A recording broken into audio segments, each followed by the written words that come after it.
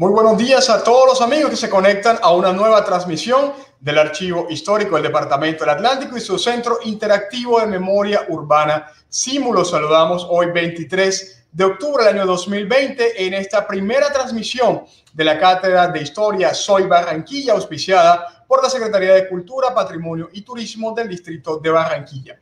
Para iniciar esta noche, la sesión de hoy, contaremos con la participación del historiador Robinson Claxon. Él nos va a comentar sobre los procesos culturales y las transformaciones en el Carnaval de Barranquilla desde finales del siglo XIX y comienzos del siglo XX. Él es historiador de la Universidad del Departamento del Atlántico y sus áreas de estudio competen a los temas de historia social y de memoria. Entonces saludamos a Robinson en la noche de hoy. Robinson, muy buenas noches y gracias por aceptar esta invitación del Archivo Histórico del Departamento del Atlántico y la Secretaría de Cultura y Patrimonio y Turismo de la Alcaldía de Barranquilla. Robinson, muy buenas noches.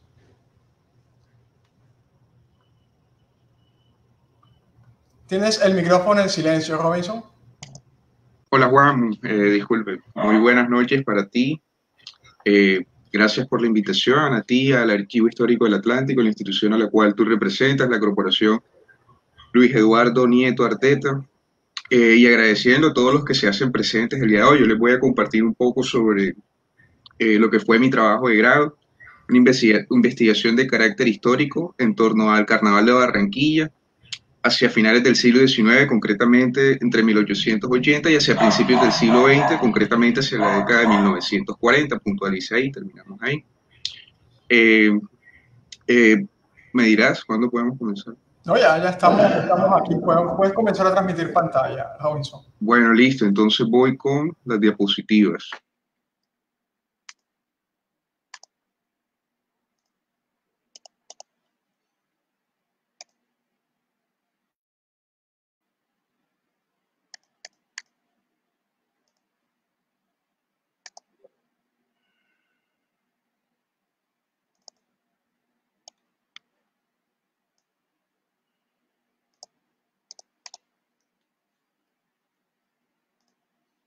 ¿Puedes ver bien mi pantalla?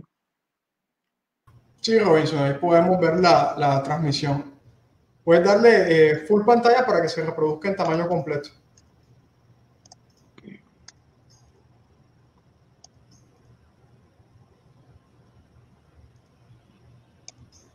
Perdón.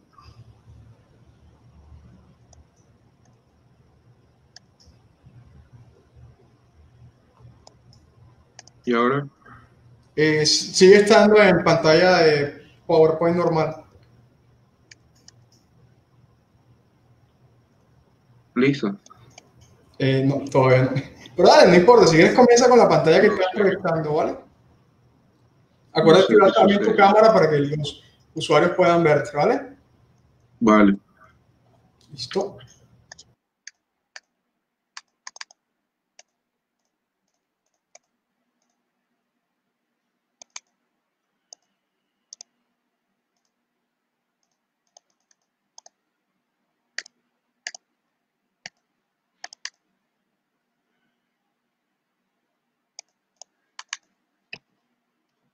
¿Puedes ver? Sigue estando igual, ¿verdad? Estás pasando pues desde la ventana de PowerPoint, pero dale, puedes irla pasando así.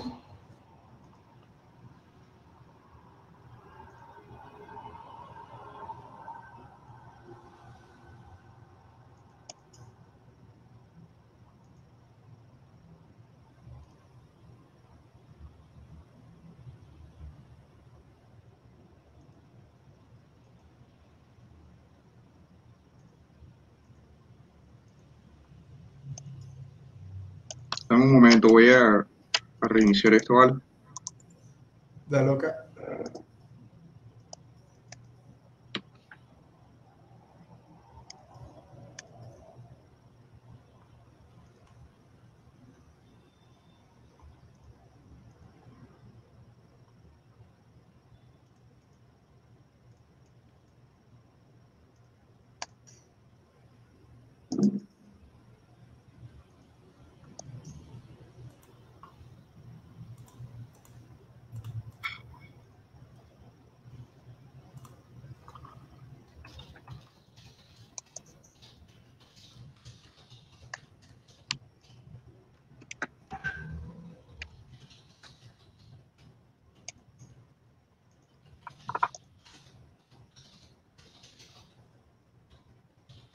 Ya puedes ver, ¿verdad? Sí, ahora sí, Jorge. Perfecto, disculpen la demora. No te preocupes. ¿Te Bueno, recuerdas el tema como de les tu venía carnaval? diciendo, bueno, entonces como les venía hablando, básicamente voy a hablar sobre los procesos y transformaciones en el Carnaval de Barranquilla hacia finales del siglo XIX y principios del siglo XX. Básicamente se trata de exponer mi trabajo de grado que se llama El Carnaval de Barranquilla en el tránsito hacia la organización. Dos puntos, canje, yuxtaposición y agregaciones, formas de regulación en la fiesta entre 1880 y 1940. ¿De qué se trata esto básicamente? Este es el título del trabajo de investigación propiamente que presentamos en la facultad. En el día de hoy, gracias a la iniciativa del Archivo Histórico del Atlántico, tengo la oportunidad de socializar estos hallazgos de la investigación. Entonces vamos rápidamente con la introducción. Vamos a hablar un poco de carnaval. El carnaval como tal, desde la antigüedad clásica grecorromana, constituye un polo dinámico que atrae múltiples comportamientos festivos y arrastra identidades en continua reelaboración. ¿Qué quiere decir esto? Que el carnaval, en sus múltiples conceptualizaciones, tiene unos elementos comunes, tratándose pues de la heterogeneidad y de la diversidad que alberga, ¿cierto? Hay múltiples identidades que están siempre en continua reelaboración y obviamente es un carnaval circular, nunca estático, sino siempre dinámico, independientemente del lugar de origen y del lugar pues de destino. Siempre es un carnaval que está en continua reelaboración. Hay una multiplicidad de expresiones que están sujetas siempre a una permanente revisión. Entonces, eso es uno de los primeros elementos del carnaval, tratando pues del carnaval global. Luego viene el carnaval propiamente que nos atañe, que es el carnaval de la segunda mitad del siglo XIX en la ciudad de Barranquilla. Pues obviamente este carnaval entre 1880 y las dos primeras décadas del siglo XX comienza a experimentar una serie de transformaciones entre las cuales pues se empiezan a percibir los efectos diferenciadores de la segmentación social, pues esa misma que ha sido auspiciada por las grandes rentas de los ensayos de industria y comercio. ¿Qué quiere decir esto? Que pues más o menos los historiadores de el departamento, los localistas, los regionales y los que han tratado pues el tema de la economía, el desarrollo de la economía local y regional, más o menos coinciden en que el despertar o el auge económico de la ciudad se da a medida que avanza el siglo XIX y viene entrada la segunda mitad del siglo XIX, cuando lo que llamamos indistintamente élites en este trabajo, trátese de industriales fabriles, perdón, empresarios fabriles de las industrias, empresarios textiles, empresarios portuarios, estamos hablando de banqueros, estamos hablando de ganaderos o hacendados que pues producían la tierra, están agrupados en eso que hemos llamado indistintamente élites. Entonces, esa gran segmentación social, lo que llamaría Emile Durkheim la estratificación ascendente en esta sociedad decimonónica, ocurre a partir del siglo XIX y ello va a verse reflejado en el Carnaval de Barranquilla. Hablaremos de ello posteriormente.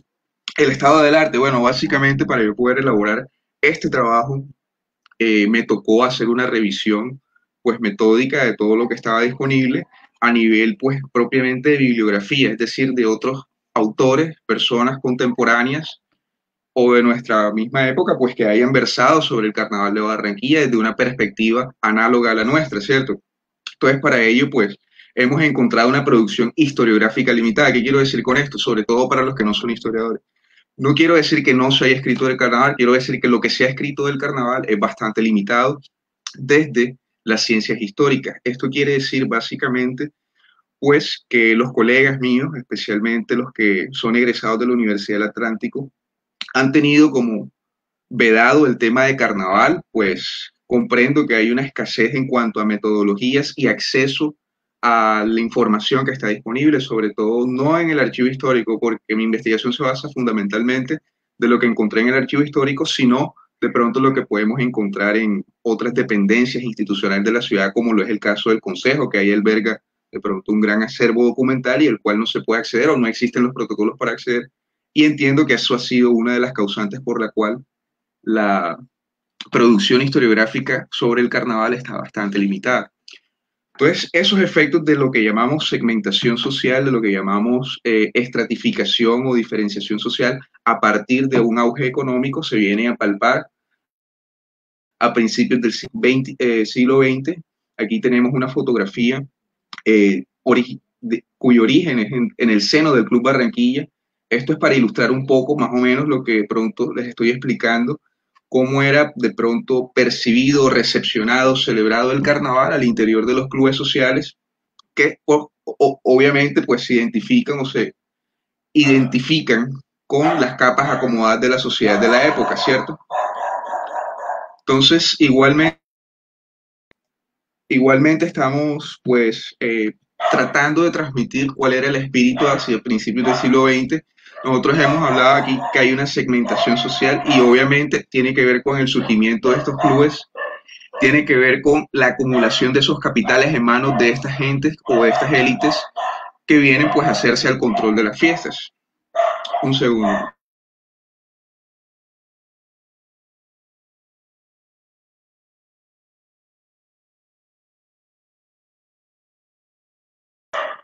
Tenemos por ahora en esta diapositiva quería orientarlo sobre cuál es la pregunta histórica que ha orientado esta investigación.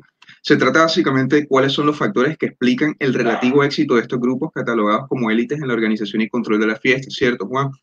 Se trata básicamente de responder puntualmente cuál es el relativo éxito de estos grupos que se catalogan como élites, es decir, las personas que han estado encumbradas en estos lugares privilegiados. Ya sabemos que a raíz de esa acumulación de capitales y que históricamente lo podemos ubicar a mitad del siglo XIX, pues cuáles son esos factores que explican el relativo éxito de estos grupos catalogados como élites en la organización y control de las fiestas. Entonces ahí es donde entramos propiamente en materia. Responder por esta pregunta obviamente implica repasar toda la serie de transformaciones y cambios. Puntualmente de esto es lo que va a hablar la investigación. El título de pronto quiere abarcar mucho cuando hablamos de procesos y transformaciones en el Carnaval de Barranquilla. Puntualmente lo que vamos a hablar es de esta transición que ocurre hacia finales del siglo XIX, en el cual el carnaval se va viendo paulatina e irregularmente intervenido por parte de estos sectores, quienes van a tratar de ajustar el carnaval a unos nuevos cánones éticos y estéticos. Esto quiere decir básicamente que lo van a ajustar como un ideario cultural, que es resultado también de otros factores que vamos a explicar más adelante.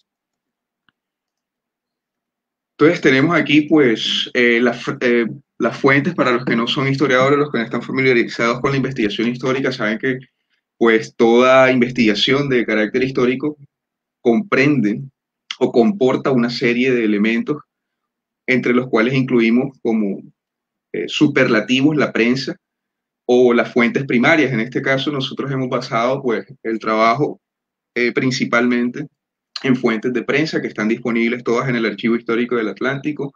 En este caso nos hemos valido del periódico El Promotor para de pronto sustentar o basar la investigación hacia finales del siglo XIX, el Periscopio en la década del 30, Diario del Comercio en la década de los 20, la prensa del siglo a principios del siglo XX, todas de nuevo disponibles en el Archivo Histórico del Atlántico.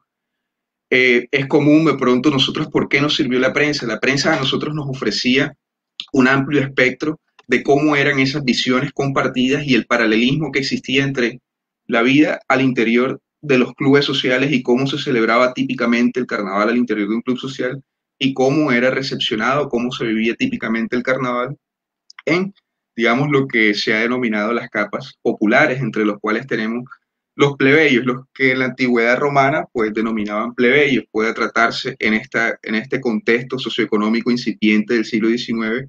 Estamos hablando de labriegos, pequeños artesanos, el pequeño comerciante, estamos hablando de pescadores, incluso de campesinos que vivían en Barranquilla en esa época.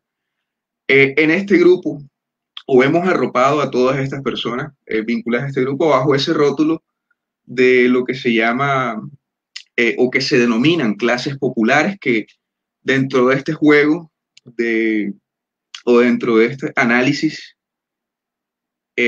dual en el que existen pues dos estamentos, dos clases o dos grupos, pretenciosamente hablando, pues ellos se ubicarían en la subalternidad respecto de los grupos que nosotros hemos estudiado y de los dispositivos culturales que hemos estudiado. Entonces, para esa época, el baile, pues los bailes era muy común que se anunciaran en la prensa, las representaciones de los disfraces y de cómo se vivía el carnaval típicamente al interior de los clubes, obviamente está perfectamente plasmado en la prensa, por lo cual es un recurso muy importante a la hora de hacer la investigación que hice, pues. Y obviamente nos habla de una pues relación bastante prominente, bastante notoria entre los clubes sociales y la prensa, es decir, hay unas expresiones o unos vehículos de expresión en la mencionada prensa para estos clubes sociales y para publicitar la manera en cómo ellos intervenían o producían el carnaval, que es una producción diferenciada de las clases populares o de las clases bajas de la ciudad, como se han denominado muchas veces. También tenemos otro tipo de fuentes que pueden oscilar entre las fuentes primarias y las fuentes secundarias. Estos serían propiamente los que son como bibliografías pero no son libros contemporáneos, son libros de época, pero que además nos hablan de unas épocas concretas, están inscritos en un contexto y por lo tanto no oscilan entre fuente primaria y fuente secundaria y no son propiamente fuentes secundarias como si lo es un libro referente al tema. Entre esos tenemos por lo menos este libro que está acá en la esquina superior izquierda, que es la revista Carnaval de Barranquilla de Martínez Fuenmayor. Ahí se descubrieron de pronto los primeros trabajos sobre los aportes culturales al Carnaval de Barranquilla. Se empezaron a hacer unas crónicas más que todo de tipo periodístico. Luego está el libro de 1942, compilado por José Francisco Sojo del Club Barranquilla Carnavales. Este libro nos habla mucho sobre cómo se vivía el carnaval al interior del Club Barranquilla y de ahí obtuvimos muchas referencias importantes en la investigación. Obviamente están los documentos legales, como esta ordenanza de la Asamblea Departamental del año 1941, por la cual se normaliza o se regula la creación de una junta directiva, ya más adelante veremos un poquito de eso. Tenemos también este libro que es A Legacy of Historical Gleanings, que es una compilación de la señora Catarina B.R. Bonney, que es una pues biógrafa de unos autores que aparecen aquí, que básicamente lo que está haciendo es como una biografía familiar de la familia Rensselaer, que es de una cuna aristócrata en el estado de New York, en Estados Unidos, y obviamente ha sido traducido al español por unos compiladores y que nos permite acceder a unos relatos sobre el carnaval de principios del siglo XIX, lo cual es muy interesante y es quizá una de las primeras descripciones del carnaval de Barranquilla, esta del año 1929, en una carta de Van Rensselaer a su padre Solomon Van Rensselaer. Entonces aquí hemos hablado un poco de todo, ¿cierto?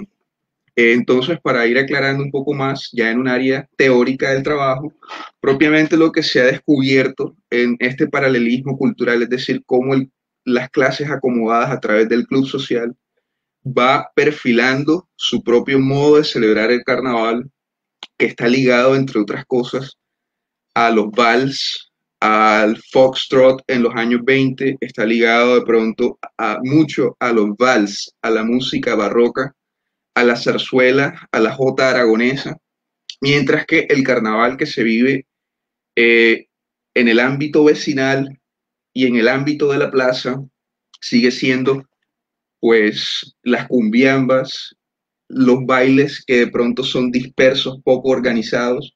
Estamos hablando eminentemente de otro tipo de bailes, ¿cierto? Más rústicos, menos elaborados. Entonces, a este proceso de hallar dos carnavales coexistentes en el mismo periodo, prácticamente, le hemos denominado yuxtaposición, que es el término al cual está aquí en la diapositiva, ¿cierto? Entonces, esto viene del latín iuxta y ponere, que significa poner algo junto a otra cosa o inmediatamente a ello. De esto es lo que hemos hablado. Estamos hablando de una simultaneidad y un paralelismo, es decir, una simultaneidad en la medida en que el carnaval se vive de dos modos, ¿cierto? Y el paralelismo cultural tiene que ver en la forma de producir el carnaval de esa forma diferenciada de producir ese carnaval. Entonces, la yuxtaposición para nosotros no es tanto como un concepto que se haya desarrollado, que esté establecido formidablemente, pero en cambio es un término en ascenso que identifica y señala muy bien estos procesos, es decir, de simultaneidad y de paralelismo, sobre todo hacia finales del siglo XIX. A principios del siglo XX de pronto ya nos estábamos mezclando unos con otros un poco más. También está en un área similar el concepto de Nina Friedman, que es fue una antropóloga colombiana con importantes contribuciones al carnaval o a la historia del carnaval o a la historia cultural o a la sociología del carnaval de Barranquilla desde su área de investigación, que era la antropología. Ella ha propuesto el folclore como en contraposición a el itelor. Es decir, que así como hay un conjunto de riquezas, simbolismos, sociabilidades, prácticas, objetos que hacen parte de lo que se denomina folclore, asimismo nuestras élites en Colombia y en el caso puntual que nos ocupa de Barranquilla, desde el siglo, puntualmente desde la segunda mitad del siglo XIX, han venido desarrollando su propia versión de ese folclore, lo cual ella ha denominado el itelor. Entonces, vamos a leer un poco una nota de Diario del Comercio de febrero 21 de 1925, que dice: se lee con alegría y se puede decir con alarma. Vamos a verlo por el segundo aspecto, decir la alarma. Hay dos carnavales. Uno de las serpentinas, el dominó de raso y la santa alegría que hace sonar con arte y con decoro sus crótalos de oro, el carnaval de las comparsas bulliciosas y pintorescas, y se expande en finos chisporroteos, y donde uno de los principales personajes, como si dijéramos el numen inspirador, es el amor que, disimulado bajo un antifaz de seda o cara descubierta, cabriolea cargado de flechas que no hacen más que herir. Pero hay el otro, el compañero de Baco, el innombrable, el de la vulgaridad, que amparado en una careta, en veces sin ella, estima que porque es carnaval se tiene el derecho de cometer toda patanería y desafuero. Si el primer carnaval es grato a todos los sentidos, el segundo es el que ha hecho que durante las fiestas de Momo desaparezcan de las capitales o de su circulación por las calles una cantidad de gentes que lo que hacen es ponerse prudentemente en salvaguardia, temerosos de que este o de aquel modo los ofenda el torrente desenfrenado de la malsana alegría que pasa, como una ola de fango. Hace poco la casualidad nos llevó a ver las vistas de un cosmorasma que divertía los oficios de una chiquilla amiga. Una de las vistas era de un carnaval en Niza. Un grupo de máscaras, bajo cuyos disfraces sucios se adivinan cuerpos y almas sucios también, fingen o están realmente en actitud de borrachos. Una mujer que pasa cerca hace el gesto de quien evita una agresión. Tal vez sea esquivando un puñado de polvo, pues por la vista se comprende que aquella plebe está jugando con polvos. Podría ser también que una amenaza más grave que la pasante se quisiera librar. Ese carnaval de zozobra, tan diferente al otro carnaval de Niza que hemos admirado en las películas, es todavía vestigio de viejas saturnales y tiende a desaparecer, de muerte natural, en todas partes, gracias a Dios. Entonces, en esta nota del año 1925, Diario del Comercio, estamos observando, o estamos accediendo a la manifestación de lo que hemos expuesto anteriormente, es decir, cómo hay una especie de dualidad, un paralelismo, una simultaneidad entre los modos de concebir y de elaborar este carnaval, ¿cierto? Entonces, obviamente que para nosotros poder hablar de yuxtaposición, de por qué hay una división a partir de esta segmentación económica, nosotros tenemos que también indagar o subsecuentemente, naturalmente, nos vamos a preguntar por qué el carnaval se estableció en Barranquilla, teniendo en cuenta, pues, estas distinciones que existían. Y es ahí donde nosotros nos hemos, pues, valido del mismo planteamiento, de la misma hipótesis. Y es que quiere decir que la misma juxtaposición, el mismo hecho de que las élites recepcionen de manera favorable o que ayuden a la construcción de un tiempo anómico, es decir, a la construcción de un tiempo festivo, a la construcción de un tiempo lúdico en la ciudad de manera masiva, es lo que va a facilitar el establecimiento del carnaval en Barranquilla como primer factor. Obviamente hay muchos más. ¿Qué quiere decir esto? Que a pesar de que hay una producción diferenciada del carnaval, hay una manera de vestirse diferente, una manera de bailar diferente, una manera de gozarlo diferente, hay una aceptación del tiempo anómico, es decir, del tiempo de carnaval. Y esto va a contribuir a que se vaya institucionalizando, lo cual es muy importante. Entonces, a pesar de que hay las diferencias, también existe una serie de complementariedades, de circularidades en ese sentido. Entonces, vamos por este lado a hablar, bueno, para ilustrar un poco más este tema de la yuxtaposición, en un artículo del antropólogo Eduardo Kingman, llamado Cultura Popular, Vida Cotidiana y Modernidad Periférica, nos habla un poco de la yuxtaposición de distintos órdenes sociales. Kingman utiliza el término yuxtapuesto o yuxtaposición para significar la coexistencia de diferentes sistemas sociales, culturales, que aparecen en contradicción, incluso que en el caso de Quito estaría cruzada por una modernidad legada de las estructuras de poder. Aunque su caracterización como ciudad señorial o tradicional asistía a una serie de transformaciones en la economía, la organización social del espacio, los sistemas de identificación y los comportamientos cotidianos. Es más o menos lo que hemos dicho. Y nuevamente el tema de la yuxtaposición no es algo pues que esté completamente trabajado, no es un concepto como tal, es un término que de manera muy precisa está señalando estos procesos. Bueno, aquí está un poco la metodología del trabajo, voy a volarme esta parte. Entonces estamos hablando ahora un poco de teoría. La idea de un carnaval regulado, trátese del caso de Barranquilla, del de La Habana, el de San Juan en Puerto Rico, el de Cádiz en España, el de Río de Janeiro, que haya o esté o vaya a ser regulado o capturado por élites locales, no es algo nuevo, es algo que ya ha sido propuesto o sugerido de alguna u otra forma por la misma Nina Friedman, Paulo Viñolo, Alberto Abello Banfi, Carlos de Oro, María Escobar, Jaime Olivares, entre muchos otros investigadores.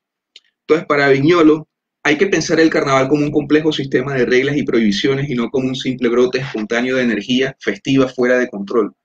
Para llegar a trastocar el mundo y permitir comportamientos transgresivos, desinhibidos, excesivos, se necesita poner en acción una sofisticada normatividad social. ¿Qué quiere decir esto? Pues hay una famosa interpretación recurrente en la teoría de la cultura de Mikhail Bakhtin, en la que se habla de que pues, el carnaval constituye un polo transgresor por sí solo y que ese potencial transgresor es el que finalmente le está arrastrando toda esa vitalidad trastocadora y que va a arrastrar todas las identidades e incluso va a reelaborar o va a permitir la reelaboración de las normas.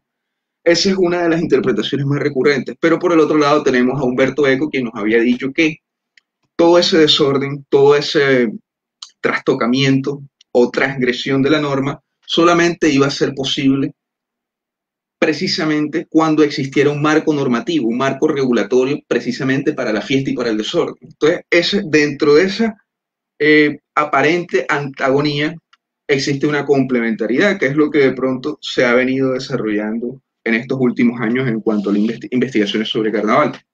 Entonces, vamos a hablar puntualmente de lo que nos compete, lo que nos convocó el día de hoy, que son los dispositivos culturales y normativos. Habíamos dicho que estas élites van a buscar acoplar todas esas expresiones del siglo XIX que son propiamente de las africanías, las herencias indígenas o indias o aborígenes y nuevas aportaciones que le hicieron al nuevo mundo los españoles y los portugueses, pues la tradición del carnaval es una cuestión eminentemente europea que es aquí deconstruida, transculturizada, hibridizada y atravesada por el mestizaje en América.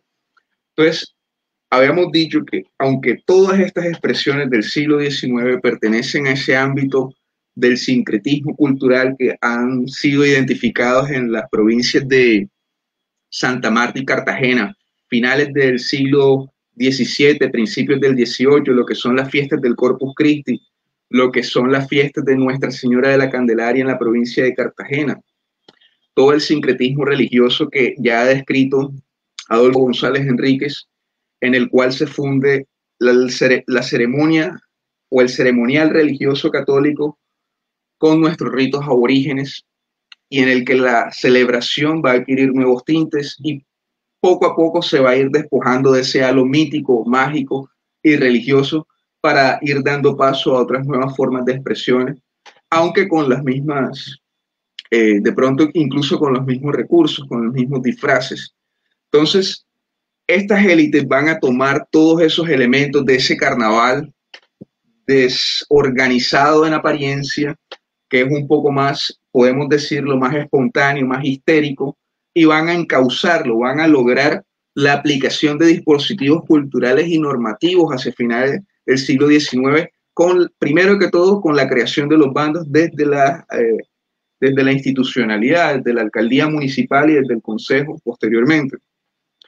Pero nosotros notamos algo.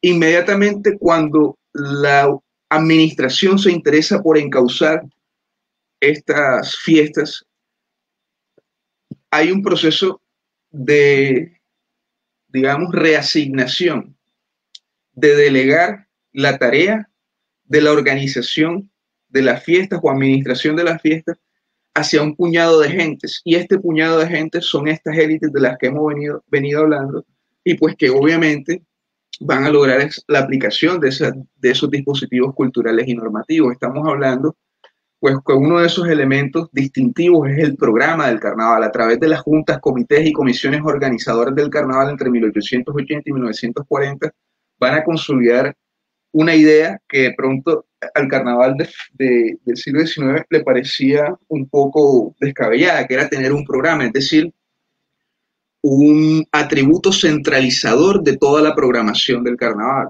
Es decir, es un primer instrumento de control en el que ellos van a regular por dónde va tal desfile, cuáles son los bailes oficiales, quiénes tienen derecho a estar en tal carroza, etcétera, etcétera. Entonces, esto es un primer atributo. Las juntas, comités, comisiones organizadoras del carnaval, pues ya había una hacia finales de 1890, que era de la alcaldía.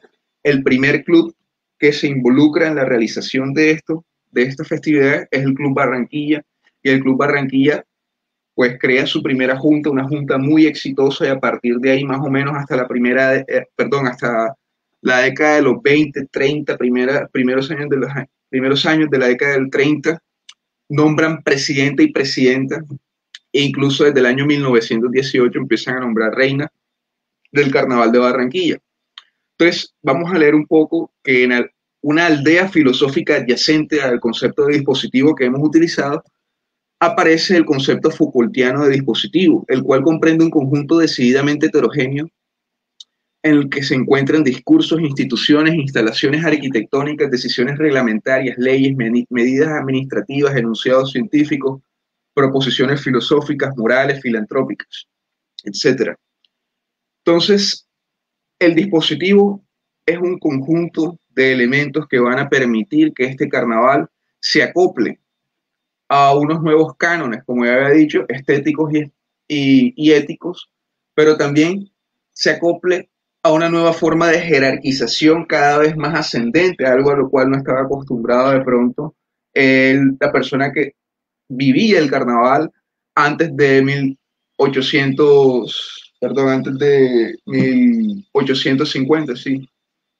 Entonces, dentro de esos dispositivos y formas de regulación, que es lo que también queremos hablar, cómo este carnaval se transforma a partir de formas de regulación, tenemos lo que son propiamente los discursos, es decir, los discursos que son propiamente, por decirlo así, aquellos que se reflejan en la prensa, los que están explícitamente decididos a pues conculcar opiniones.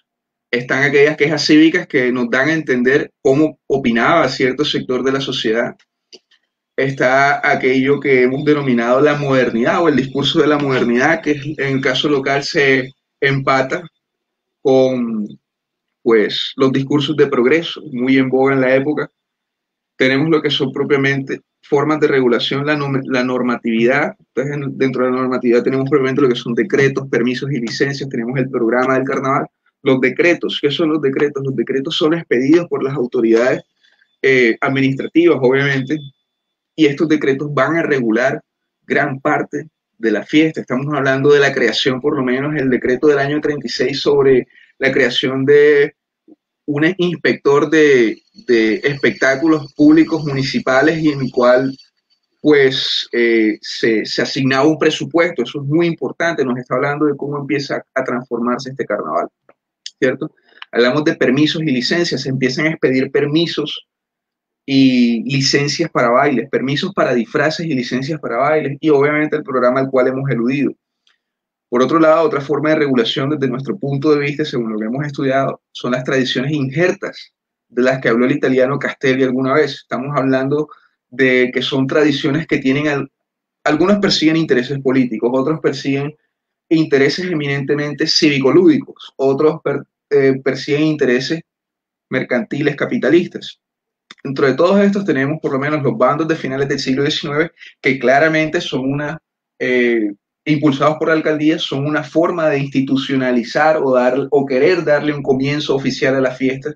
Está la Batalla de Flores de 1903 que pues ha sido pues objeto de análisis como una de las tantas formas en las cuales el Estado colombiano a través de sus administraciones municipales o en alianza con la administración municipal y nacional trató de lograr una gran conciliación nacional después de la guerra de los 1000 días.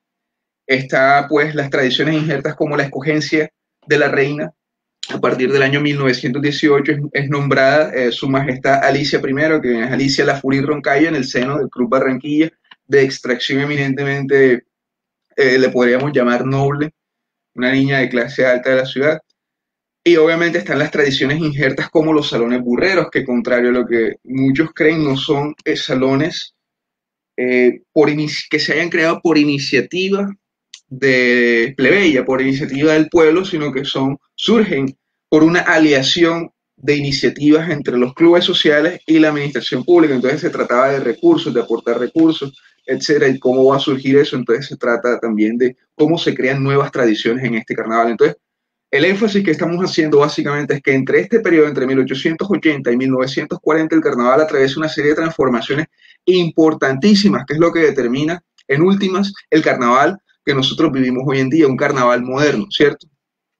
Entonces aquí está en la foto Alicia Lafurí Roncayo, y aquí estamos viendo esos matices de modernidad que afloran en el carnaval de Barranquilla, al querer, pues, emular todo lo que es la parafernalia asociada a la realeza dentro del carnaval, imitando seguramente el nuevo carnaval vienés o veneciano, perdón, en el cual pululan, en el cual abundan los realces, las capas, las joyas, y esto pues no éramos la excepción en esa época.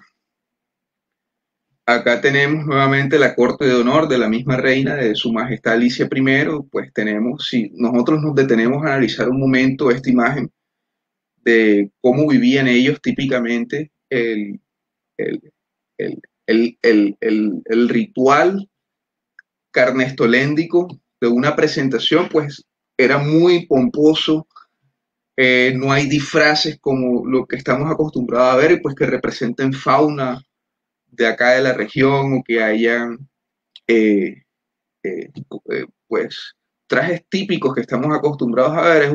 Prácticamente es un evento de gala, ¿cierto? Entonces a eso aludimos cuando hablamos de juxtaposición, de paralelismo cultural. Entonces tenemos acá una foto, está en el fondo, está la junta organizadora del carnaval de 1908, está el presidente José Víctor Dubán y Amalia Correa, vicepresidentes Andrés Rodríguez y Lola de la Rosa. Todas estas personas van a estar vinculadas activamente, sobre todo los del Club Barranquilla, van a estar vinculadas activamente a los negocios y a muchos sectores, incluyendo los transportes, incluyendo la banca, incluyendo la producción textil. Entonces vamos a concluir un poco. Yo sé que hay muchas cosas que quedaron por fuera, no he abarcado todo lo que se puede en detalle. Con gusto lo haré en próximas ocasiones o a través de los comentarios y preguntas. Entonces tenemos por último, por lo menos aquí ya concluyendo un poco, que estas transformaciones en el ámbito de las fiestas estuvieron auspiciadas por la alternancia entre poderes oficiales y privados. Eso hay que recalcarlo. No se trata solamente de que fue un puñado de gentes que actuó sola, fuera de todo contexto político, económico y social, sino que se trató de una gente que estaba injerta en un contexto de desarrollo económico incipiente, y el Estado pues a nivel local sobre todo, al igual que pasó con muchas otras iniciativas de desarrollo que se asocian a hitos del progreso, como la construcción de los acueductos, como la creación de la urbanización El Prado, como la construcción del muelle de puerto, siempre hubo capital privado, siempre se delegó. Entonces ese modelo concesionario, ese modelo de alternancia entre poderes oficiales y privados va a primar para estas transformaciones. Esa es una primera conclusión. No queremos pues sustituir el papel que tuvo el Estado o la alcaldía, perdón, el Estado a través de la alcaldía y de del Consejo Municipal para la dirección y administración de las fiestas. Entonces, también podemos decir pues que la dirección del carnaval entra en un modelo concesionario. ¿Qué queremos decir con esto? Que a partir de la primera junta que se engendra en el seno del Club Barranquilla, es cuando viene esa noción de que hay que tener un organismo encargado permanentemente de la organización del carnaval. Es decir, la alcaldía, el municipio, no puede estar concentrado en esos aspectos artísticos, culturales, no puede responder por todos y también buscando una manera de hacer más pues, llevadera esa tarea, se delega en ese modelo que hemos llamado concesionario a estos grupos, a estas élites.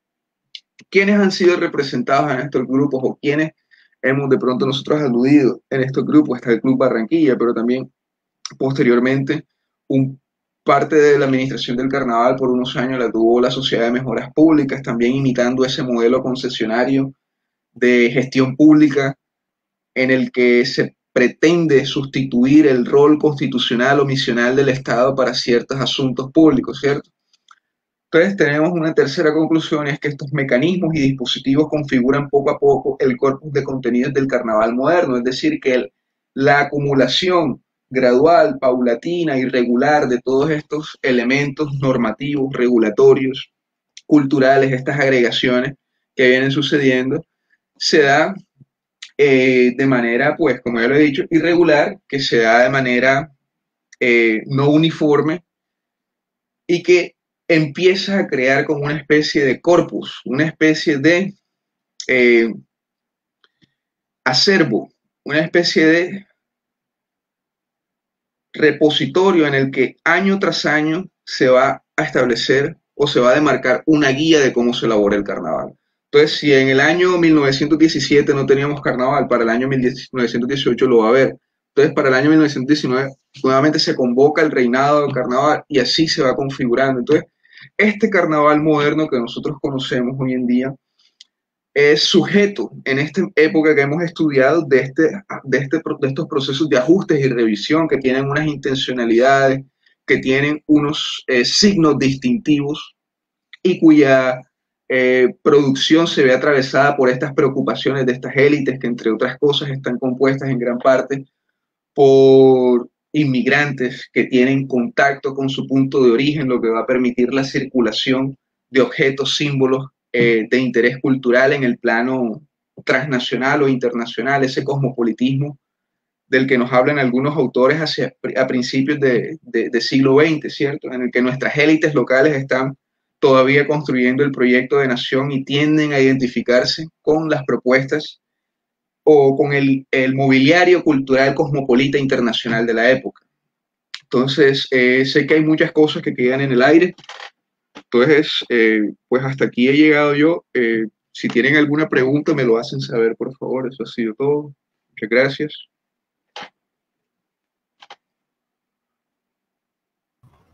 Muchísimas gracias, Robinson. Bueno, vamos a esperar a ver si se genera algún tipo de preguntas de parte de quienes han acompañado la transmisión. Pues de momento por aquí, bueno, felicitaciones, saludos, saludos, saludos. Tenemos acá que los puedes ir observando de las personas que han acompañado la transmisión.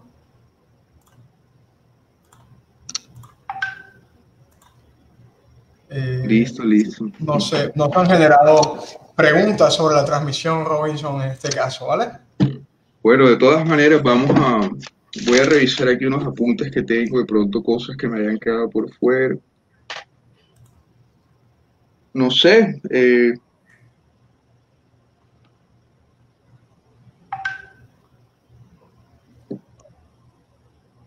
Bueno, no se generaron preguntas, Robinson, como te digo. Entonces, bueno, agradecerte por haber aceptado esta invitación del Archivo Histórico a través también de la Secretaría de Patrimonio, Cultura y Turismo del Distrito de Barranquilla, de habernos compartido pues esta disertación histórica sobre el carnaval en esta primera sesión de la Cátedra de Historia Soy Barranquilla, que como te digo, auspicia la Alcaldía de Barranquilla, Robinson. Bueno, de nuevo, Juan, encantado. Muchísimas gracias por la oportunidad, por el espacio. Esta es una valiosa oportunidad de socializar. Necesitamos divulgación histórica. Gracias por permitirme divulgar los resultados de mi investigación y no, a la orden, cualquier persona que tenga alguna duda, algún interés especial, me lo puede hacer llegar, por favor. Gracias. Vale, Robinson, buenas noches para todos. Buenas noches. Bueno, él era el historiador Robinson Claxton Castaño, que nos acompañó en esta primera sesión de la Cátedra de Historia Soy Barranquilla, con los auspicios de la Secretaría de Cultura, Patrimonio y Turismo del Distrito de Barranquilla. Mi nombre es Juan Pablo Mestre, quien les agradece la conexión en esta noche y les desea un feliz resto de día. Muchísimas gracias.